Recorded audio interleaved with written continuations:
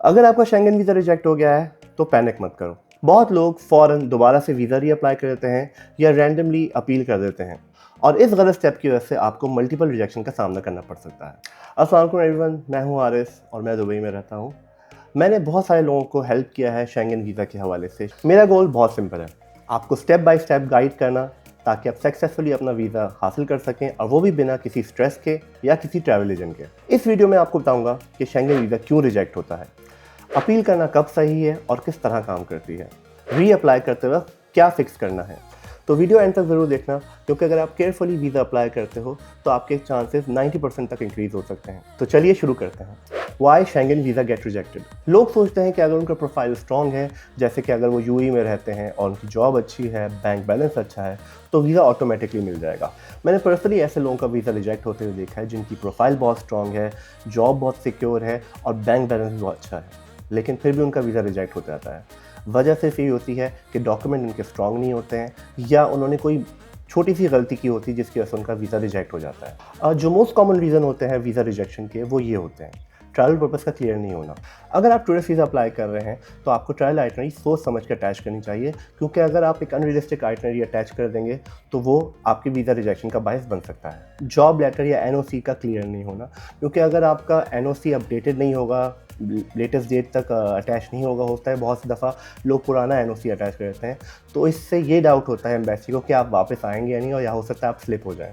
Bank balance trip के according नहीं होता। इसका मतलब ये है कि अगर आपके बैंक में 5000 दिरहम रखे हुए हैं तो उससे आप 10 या 12 दिन का स्विट्ज़रलैंड का ट्रिप या इटली का ट्रिप कैसे अरेंज कर सकते हैं। तो इसमें ऑब्वियसली एम्बेसी को डाउट होगा और वो आपको रिजेक्ट कर सकती है।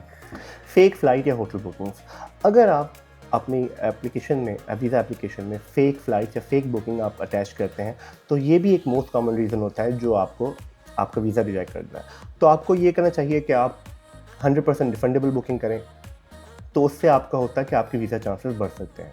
आपको ये समझना बहुत ज़रूरी है कि एम्बेसी कोई गैसिंग गेम नहीं खेल रही है। आप जो डॉक्यूमेंट्स अटैच करेंगे उसी से आपकी प्रोफाइल जज होती है और उसी से आपके चांसेस इंक्रीज़ या डिक्रीज़ होते हैं वीज़ा लेने के हवाले से। क्योंकि 80% शेंगन वीज़ा एप्लीकेशन में इंटरव्यूज़ नहीं होते हैं। Appeal versus reapply. अब एक कॉमन कन्फ्यूजन ये है कि आप रीअप्लाई करें या अपील करें। बहुत से ट्रैवल एजेंट आपको अपील रेकमेंड करते हैं, लेकिन मोस्ट ऑफ द केसेस में अपील काम नहीं करती है। अपील जब काम करती है कि अगर एम्बेसी ने कोई फैक्चुअल मिस्टेक करी हो या आपके डॉक्यूमेंट को क्लियर नहीं समझा हो।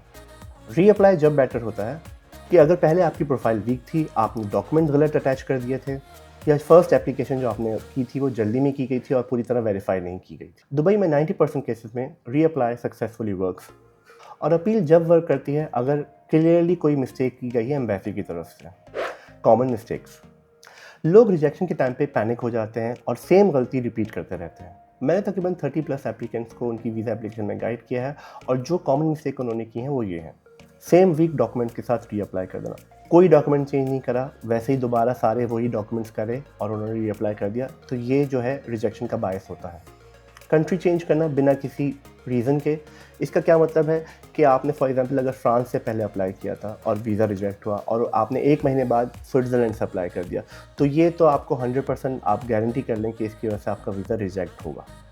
फेक होटल बुकिंग्स अटैच करना, ये भी एक कॉमन रीज़न होता है जिसकी वजह से आपका वीज़ा रिजेक्ट हो सकता है। रिजेक्शन पॉइंट्स इग्नोर कर देना। जो आपको रिजेक्शन लेटर मिलता है उसमें पॉइंट लिखे होते हैं कि आपको किस वजह से आपको वीज़ा रिजेक्ट किया गया है, तो उस पर फोकस नहीं करते हैं लोग। रैंडम ट्रैवल एजेंट्स पे ट्रस्ट कर देना और उनसे ही बोलना कि हमारी प्रोफाइल फिल कर दें या एप्लीकेशन फिल कर दें, तो ये भी एक मोस्ट कॉमन रीज़न होता है जिसकी वजह से आपका वीज़ा रिजेक्ट हो सकता है। मैं ये नहीं कहता हूँ कि तमाम जो ट्रैवल एजेंट्स होते हैं वो गलत हैं, लेकिन उसमें से कुछ एजेंट्स हैं, तब आप कह सकते हैं 10% जिसमें ये गलती करते हैं और आपका फॉर्म फिल करने में ये गलती कर देते हैं।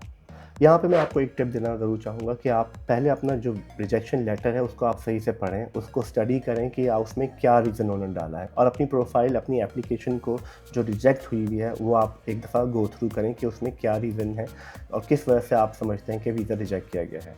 हर पॉइंट को फिक्स करें, उसके बाद रीअप्लाई करें। मेरी स्ट्रैटेजी बहुत अल्हम्दुलिल्लाह बहुत सिंपल है और इफेक्टिव भी है। मैं पर्सनली यूज़ करता हूँ और मैंने दूसरे एप्लीकेंट्स को भी मैंने हेल्प आउट किया है इस हवाले से। नंबर 1 ये है कि रिजेक्शन लेटर को समझना बहुत ज़रूरी है। जो एम्बेसी ने आपको रिजेक्शन लेटर दिया है उसको आप गो थ्रू करें सही से, और आपको एग्जैक्टली वीक पॉइंट समझ में आना चाहिए कि आपको आपका वीज़ा जो है इस वजह से रिजेक्ट हुआ है। आपको एक स्ट्रॉन्ग और ऑनेस्ट कवर लेटर लिखना बहुत ज़रूरी है, जिसमें आप अपना ट्रैवल प्लान एक्सप्लेन करेंगे। अगर आपका कोई प्रीवियस रिजेक्शन हुआ है तो आप उसको भी एक्सप्लेन ज़रूर करें। हाइड करने की ज़रूरत नहीं है, झूठ बोलना बिल्कुल बिल्कुल गलत है। और आपका intent to return to your home country वो कितना स्ट्रॉन्ग है, आपको ये सब शो करना पड़ता है। आपको ये समझना बहुत ज़रूरी है कि वीज़ा लक से नहीं, डॉक्यूमेंटेशन की वजह से आपको मिलता है। मैं हमेशा अपने दोस्तों को यही मशवरा देता हूँ कि आप एक ऑनेस्ट अप्रोच रखें, कोई भी फेक डॉक्यूमेंट्स और झूठ बोलने से गुरेज करें। बिफोर रीअप्लाइंग ये चेकलिस्ट ज़रूर फॉलो करें। बैंक स्टेटमेंट ट्रिप के अकॉर्डिंग मैच करता हो, जॉब लेटर और एनओसी अपडेटेड हो, ट्रैवल आइटनरी लॉजिकल हो, कवर लेटर में रिजेक्शन ज़रूर एक्सप्लेन करें, और जो डॉक्यूमेंट्स अटैच किए हैं वो जेन्युइन हैं। एक भी वीक पॉइंट से आपकी जो रिजेक्शन प्रोबेबिलिटी है वो हाई हो जाती है। तो अगर आपका शेंगन वीज़ा रिजेक्ट हुआ है तो मैं सजेस्ट करूँगा कि चिल करें और पैनिक मत करें और जल्दबाजी ना करें। हर स्टेप को स्ट्रेटजिकली फॉलो करें। मैंने यूएई में अल्हम्दुलिल्लाह बहुत से लोगों को सक्सेसफुली गाइड किया है, और मेरा गोल बहुत सिंपल है कि मैं आप लोगों को भी गाइड करूं ताकि आपके वीज़ा सक्सेस चांसेस 90% से 100% तक हो जाए। शेंगन फॉर्म फिलिंग के हवाले से मैंने एक डिटेल वीडियो ऑलरेडी अपने यूट्यूब चैनल पे अपलोड की हुई है। लिंक आई बटन में है और डिस्क्रिप्शन बॉक्स में है, तो please do check it out. अगर ये वीडियो पसंद आई हो तो प्लीज़ लाइक दिस वीडियो और चैनल को सब्सक्राइब ज़रूर कर लीजिएगा। और अगर बाय चांस आपका वीज़ा रिजेक्ट हो गया है तो प्लीज़ कमेंट बॉक्स में अपने रीज़न ज़रूर बताइएगा, ताकि मैं पर्सनली आपको गाइड कर सकूँ कमेंट्स में, और I will try to help you out. ये बात ज़रूर याद रखिएगा कि प्रॉपर प्लानिंग से आपके चांसेस हाई हो जाते हैं। तो चलिए मिलते हैं नेक्स्ट व्लॉग में, तब तक के लिए अल्लाह हाफ़िज़।